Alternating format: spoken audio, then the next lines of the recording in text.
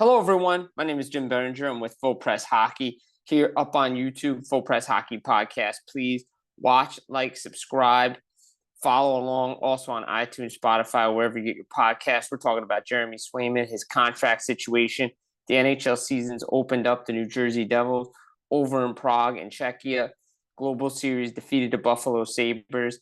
Game 2 of that series happening here this weekend as well. Also in Quebec City for 2 preseason games. What an atmosphere that was. Speaking of which, Jeremy Swayman's team, the Boston Bruins, were up here against the LA Kings. Didn't look too good.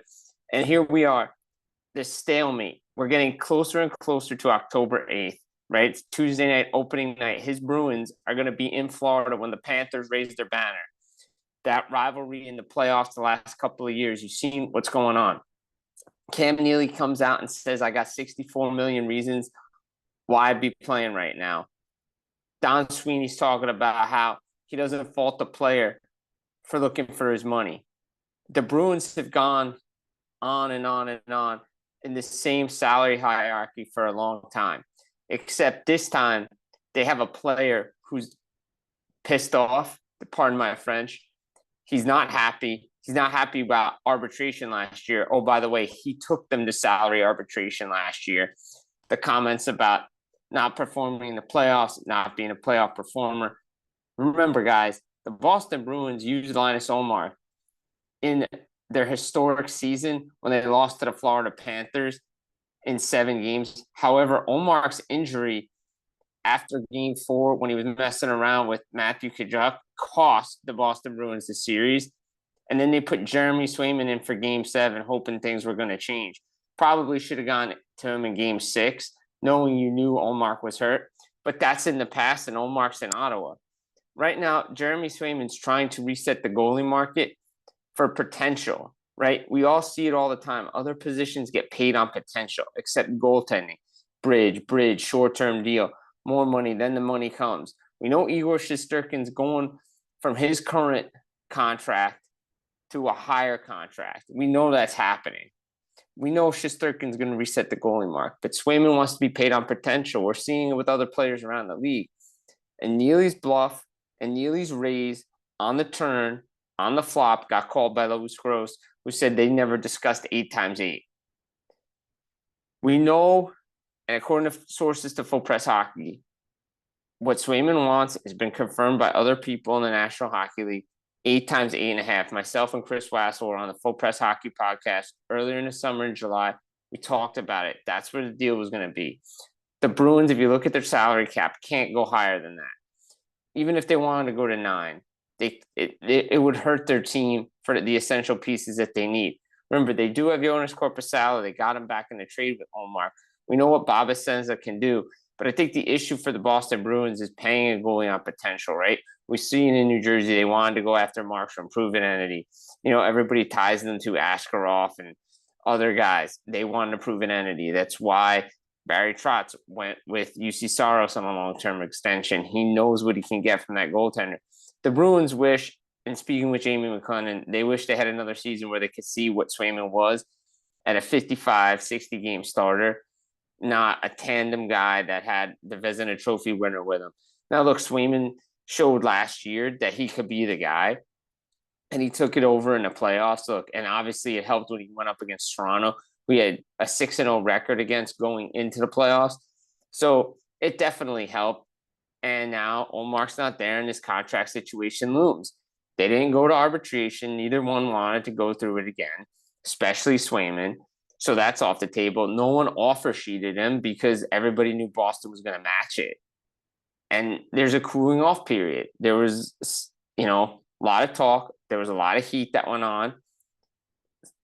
One side said one thing. Another side said another thing. Like Gross, we said we're going to take a couple of days and evaluate everything. A couple of days have passed. Everything's status quo. Cam Neely, who I spoke with prior to the game on Thursday, same with Don Sweeney, everything's status quo. They had no comment on the situation with Swayman. They said what they were going to say on Monday. And here we are. We're waiting to find out what's going to happen between the Boston Bruins and their number one goaltender, because they need their number one goaltender if they're going to survive in the Atlantic Division.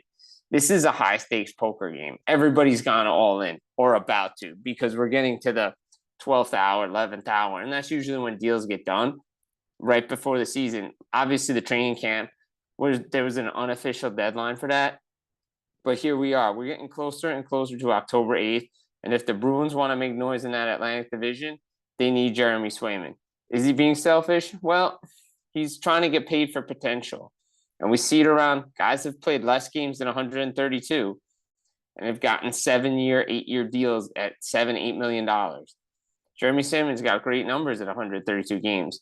But again, it comes back to, has he done it on a full season being the guy? We're going to find out. Both sides want an 8-year deal.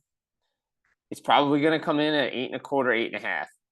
The Bruins can go as high as 8.5. They can't go higher than that, despite, what the salary cap says and what moves they can make. Again, they want to win, and losing guys potentially to pay a goaltender $9 million doesn't help them win. We saw it with Pasternak. He finally got his money. We saw it with McAvoy. He finally got his money. Somebody's going to have to cave and fold with going all in because the stakes are just too high.